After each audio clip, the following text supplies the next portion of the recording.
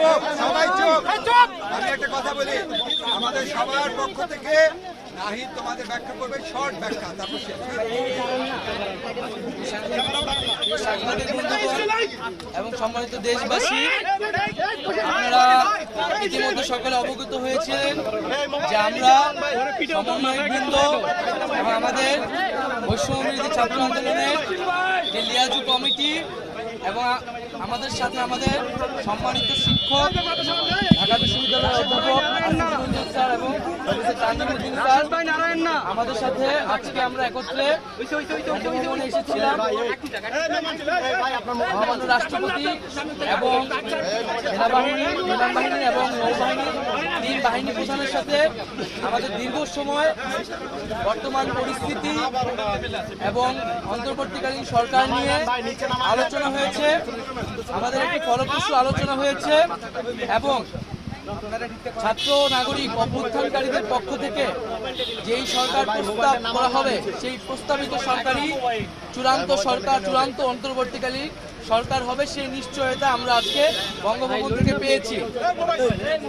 আমরা প্রাথমিকভাবে আমাদের অন্তর্বর্তীকালীন সরকারের জন্য সরকারের প্রধান উপদেষ্টা হিসেবে সর্বজন গ্রহণযোগ্য নোবেল পুরস্কার বিজয়ী আন্তর্জাতিক খ্যাতিসম্পন্ন ব্যক্তিত্ব ডক্টর মোহাম্মদ ইউনূসের নাম প্রস্তাব করেছিলাম এবং আজকে মহামান্য রাষ্ট্রপতিও সম্মতি দিয়েছেন ডক্টর মোহাম্মদ ইউনূসকে প্রধান করে অন্তর্বর্তীকালীন সরকার দ্রুত সময়ের মধ্যে গঠন করা হবে এবং আমরা এই অন্তর্বর্তীকালীন সরকারের একটি প্রাথমিক তালিকা দিয়ে এসেছি, যেখানে নাগরিক সমাজ সহ ছাত্র প্রতিনিধিত্ব রয়েছে এবং খুবই দ্রুত সময়ের মধ্যে আমরা এই তালিকাটি নিয়ে বিভিন্ন রাজনৈতিক পক্ষের সাথে আলোচনার মাধ্যমে এটি চূড়ান্ত করা হবে এবং খুবই দ্রুত সময়ের মধ্যে অন্তর্বর্তীকালীন সরকার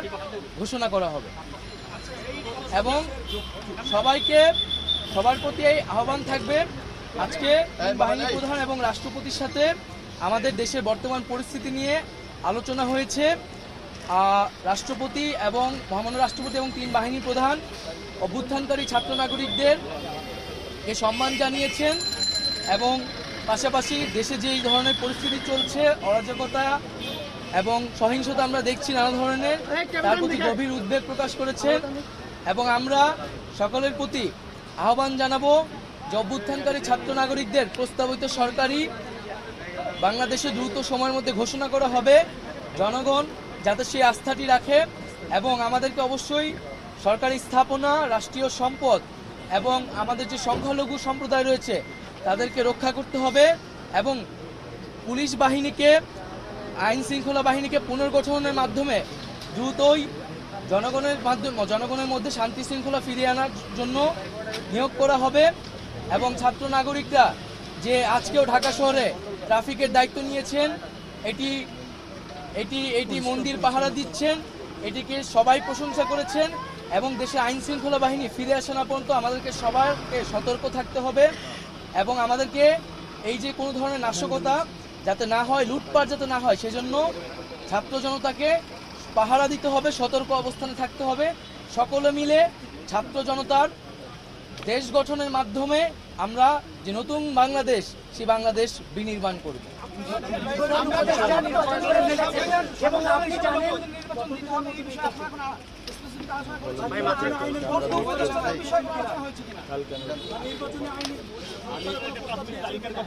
আমি এটা একটু বলে দিই, হ্যাঁ, তোমার অনুমতি নেই বলছি।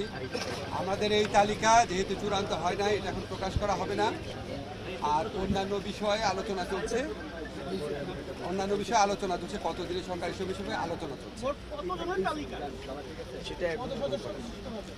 সেটা আমরা 10 থেকে 15 জনের একটা প্রাথমিক তালিকা দিয়েছি। সেই তালিকাটি এখন আমরা প্রকাশ করব না, যেহেতু এটা একটা প্রাথমিক। সেটা আমরা আরও চূড়ান্ত করে দ্রুত সময়ের মধ্যে সেটা প্রায় 24 ঘন্টার মধ্যেই সেই তালিকা সহ আপনারা সরকারের অন্তর্বর্তীকালীন সরকারের ঘোষণাটি দেশবাসী পেয়ে যাবে।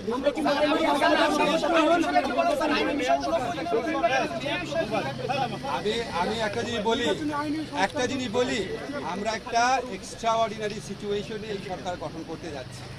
এক্সট্রাঅর্ডিনারি সিচুয়েশনে সরকার গঠনের ক্ষেত্রে বিভিন্নভাবে এটাকে বৈধতা দেওয়ার সাংবিধানিক রীতি আছে, নিয়ম আছে, সেটা ফলো করা হবে। সরকারের মেয়াদ এখনই ঠিক করা হয়নি, এটা আমাদের আমরা ছাত্র জনতা, আমাদের যারা সমন্বয়করা, ওনাদের প্রস্তাব ক্রমে ডক্টর মোহাম্মদ ইউনূসকে তত্ত্বাবধায়ক সরকার প্রধান হিসাবে আমাদের রাষ্ট্রপতিও সম্মতি জানিয়েছেন। অন্তর্বর্তীকালীন সরকার হিসেবে উনি আসার পর এই ব্যাপারে একটা ঘোষণা আসবে। আমি আপনাদেরকে অনেক কথা বলি, অনেক ব্যাপারে আজকে আমি শুধু দুটা কথা বলার জন্য আমি আমাদের ছাত্র যারা সমন্বয়ক আছে, নাহিদ, আসিফ, তারপরে আপনার হাসনাত, সারজিৎ, বাকের, আজকে ওদের সহ অন্যরা মানে মূলত আলোচনা করেছে 4জন। তো ওদের যে আলোচনার স্কিল দেখেছি, ওদের যে আলোচনার আউটকাম দেখেছি, এটা একটা মুগ্ধ করার মতো। মানে আমি নিজে বিশ্বাস করতে পারি না ওরা এত ম্যাচিউরলি সব কিছু এত ডিল করতে পারি। আমরা খুবই লাকি, আমরা শুধুমাত্র অভ্যুত্থানের নেতা পাই নাই, ইনশাআল্লাহ আমার মনে হয় রাষ্ট্র গঠনের নেতা আমরা পেয়ে গেছি। আরেকটা কথা এটা আমাদেরকে বলতেই হবে, আমাদের সেনাবাহিনী, আমাদের নৌবাহিনী, আমাদের বিমান বাহিনী, ওনারা অত্যন্ত আলোচনা করেছেন এবং আমাদের কাছে ওদের সম্পর্কে এত প্রশংসা করেছেন।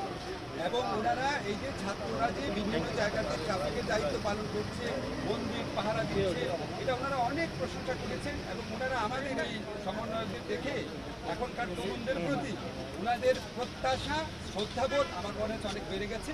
ওনারা অনেক সহযোগিতা করেছেন, অনেক কষ্ট করেছেন। আপনারা জানেন আমরা কত ঘন্টা তাদের আলোচনা করছি। আমরা মনে করি যে আমার ব্যক্তিগত অভিমত, নিশ্চয়ই নাহিদও স্বীকার করবে যে আমরা এই যে সেনাবাহিনী আছে, বিমান বাহিনী আছে, নৌবাহিনী আছে, ওনাদের প্রতিনিধিদেরও আমাদের পক্ষ থেকে ধন্যবাদ জানাই। বর্তমানে দেশে যে পরিস্থিতি চলছে তাতে একটা সরকার কত প্রয়োজন, আইন শৃঙ্খলার অবনতি খুব বেশি। কেউ মনে করছে যে কালকে শপথ বা আজকে শপথ হলে ভালো হতো, একটা সরকার পেলে ভালো হতো। প্রধান উপদেষ্টা যখন সিদ্ধান্ত হয়ে গেছে তখন কালকে শপথ অনুষ্ঠান বা সরকার গ্রহণ বা কার্যক্রম শুরু করা বাধা কোথায়?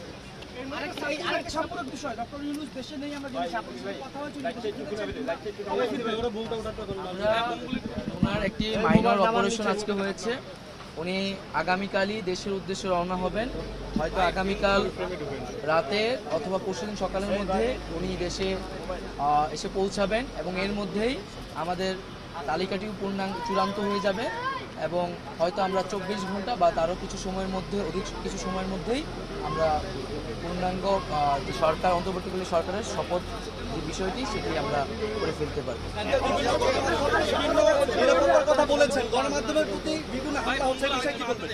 আমরা সকলকে শান্তিপূর্ণ পরিবেশ বজায় রাখার জন্য ভূমিকা রাখতে আহ্বান জানাচ্ছি। আমরা ছাত্র জনতারা এই অভ্যুত্থান করেছে, এখন এই অভ্যুত্থানকে রক্ষা করার, একটি নতুন বাংলাদেশ গঠন করার দায়িত্ব তাদের। যারা আমরা দেখেছি বিভিন্ন ধরনের নাশকতা করা হচ্ছে, হামলা করা হচ্ছে, পরিকল্পিতভাবে করে এই আন্দোলনকে নস্যাৎ করার চেষ্টা করা হচ্ছে। আমরা সকল প্রতি আহ্বান থাকবে এই ধরনের লুটপাট হামলাকে রুখে দিবেন এবং যারা সংবাদকর্মী আছেন তাদের প্রতি সর্বোচ্চ সহযোগিতা করবেন এবং আপনারা থানাগুলোকেও প্রয়োজনে পাহারা দিবেন। আমরা বলেছি বারবার, যারা এই ফ্যাসিস্ট রেজিমের সাথে গণহত্যায় জড়িত ছিল, দুর্নীতিতে জড়িত ছিল, তাদেরকে আইনি প্রক্রিয়ায় বিচারের আওতায় আনা হবে। কেউ আপনারা আইন তুলে নেবেন না। আমরা প্রতিহিংসা, রক্তপাত চাই না। আমরা একটি শান্তিপূর্ণ বাংলাদেশ চাই।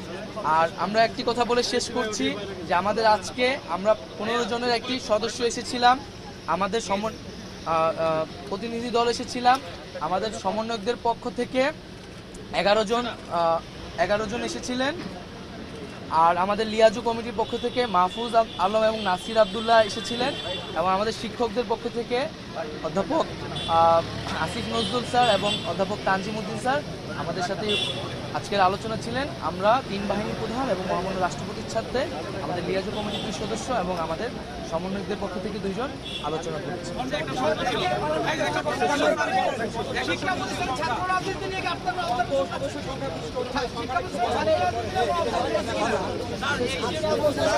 সবাইকে ধন্যবাদ। যে আমরা বৈষম্য বিরোধী ছাত্র